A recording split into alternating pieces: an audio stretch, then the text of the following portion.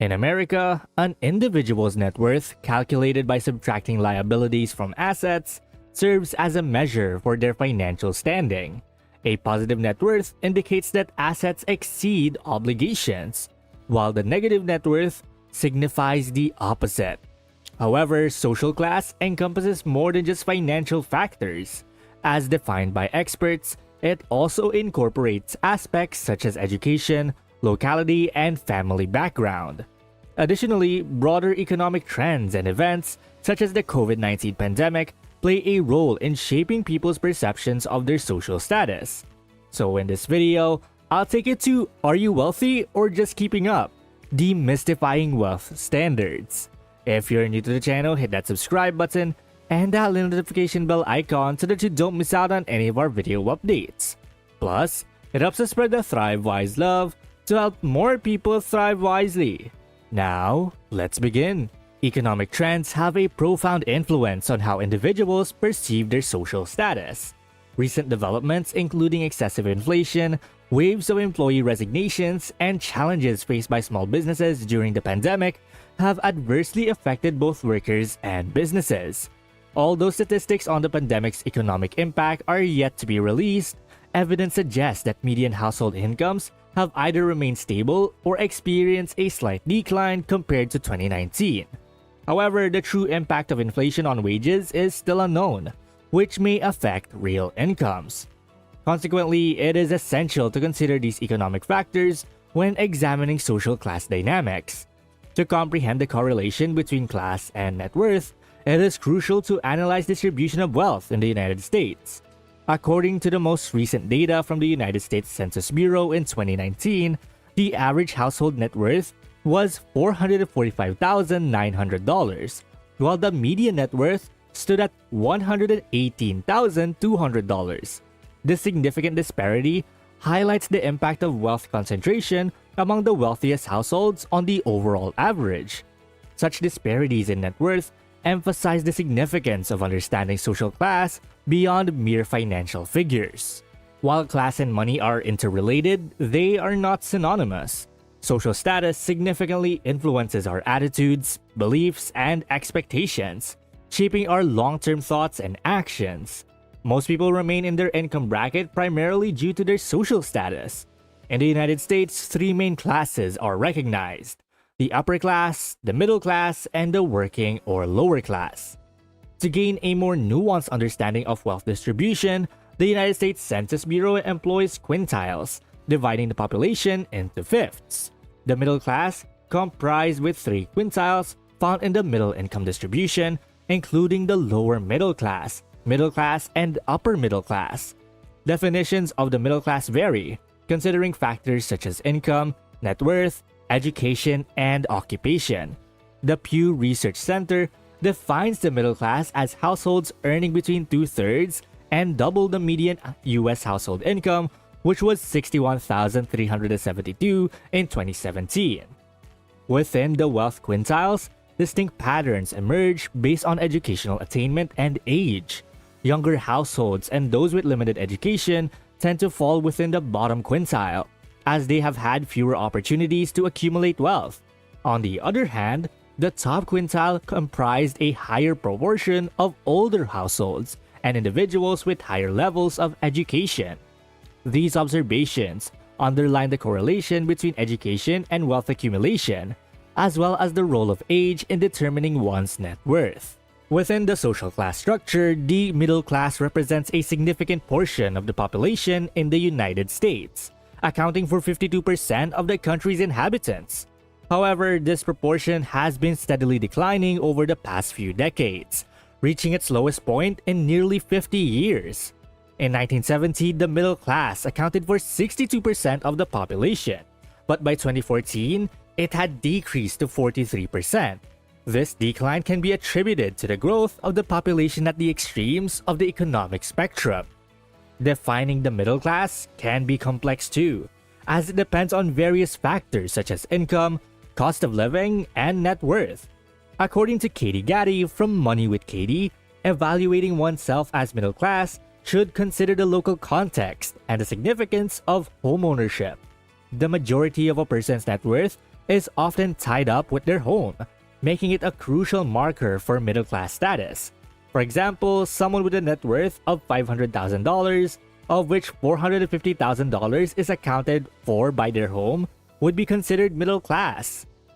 Now, the lower middle class consists of individuals such as managers, small business owners, instructors, and secretaries, while the upper middle class consists of highly educated professionals with high incomes, such as doctors, attorneys, stockbrokers, and CEOs. While the upper class, which is comprised only by 1 to 3% of the US population, holds a significant share of the country's wealth, amounting to more than 25%. Within the upper class, two subgroups can be determined: the lower upper class and the higher upper class. According to Schwab's 2021 Modern Wealth Survey, an affluent individual is defined by a net worth of $1.9 million, whereas the typical household net worth in the United States is significantly lower. However, perceptions of wealth can vary based on location, occupation, community, and background. The concept of riches is subjective, and as new generations come of age and redefine success, these perceptions may evolve. In fact, the annual Schwab study reveals that people are lowering the threshold for what they consider to be wealthy. In 2020, respondents to the study described a net worth of $2.6 million as the wealth threshold, compared to $1.9 million in 2021. Factors such as rising inflation, low unemployment rates, and the impact of the coronavirus outbreak influence people's perceptions of wealth. Short-term fluctuations in inflation can lead individuals to feel the need to accumulate more wealth to achieve their desired level of financial security. By the way, if you're enjoying this video, please take a moment to like and subscribe. It really helps us spread the ThriveWise love, so we can help more people thrive wisely. And going back, it is important to distinguish between different types of wealth and how they contribute to a person's lifestyle. While income plays a role in day-to-day expenses, true wealth often stems from assets such as real estate and other investments that appreciate over time. The lower upper class, often referred to as those with new money, consist of individuals who have earned their wealth through investments and entrepreneurial endeavors. In contrast, the upper class consists of aristocratic families with old money who have enjoyed wealth for generations, relying on inherited wealth to sustain their affluent lifestyles. Now, on the other side of the spectrum, we have poverty, which goes beyond being just a mere emotion or experience. It is also defined by government measurements and income thresholds. While poverty may be challenging to define, various methods can help individuals and families determine if they fall within the poverty category. According to the US Census Bureau, the official poverty rate in 2017 was 12.3%, with higher rates observed among African Americans and Hispanics. The poverty threshold provided by the US Census Bureau in 2017 states that an individual under the age of 65 with no children earns below $12,000 per year, falling below the poverty line. The threshold increases as the size of the household grows. For instance, a 4-person household with 2 children under the age of 18 falls below the poverty line at $24,000. However, the Supplemental Poverty Measure, which aims to improve income and poverty assessment in the US, provides alternative metrics. In 2017, the supplemental poverty rate was 13.9%. For 2 adult 2-child households without mortgages, the poverty level was $23,000, while those with mortgages, it was $27,000. Poverty is multifaceted, and the perception of being poor can vary. Someone with a low income but has access to financial resources and assets may not feel destitute at all. Unfortunately, the media often perpetuates stigmas surrounding the lower class, wrongly portraying impoverished individuals as welfare abusers or societal burdens. Unskilled workers in the lower class, such as dishwashers, cashiers, maids, and servers, often face low wages and limited opportunities for advancements. Skilled blue-collar workers, like carpenters, plumbers, and electricians, also fall within this class, but possess valuable trade skills. Even professions such as secretaries, teachers, and computer technicians, which may earn more than middle-class workers, can have physically demanding and potentially hazardous aspects. But there are other aspects as well. The relationship between net worth and age is significant as households accumulate assets over time. Net worth is also strongly linked to education. Research from the Federal Reserve highlights how education can contribute to wealth creation through three effects: the Head Start effect, the upward mobility effect, and the downward mobility effect. These effects demonstrate the potential advantages that a college education can provide in terms of higher income and improved economic status. Understanding available government programs such as Social Security, unemployment insurance, and refundable tax credits like the Earned Income Tax Credit is crucial for those living in poverty.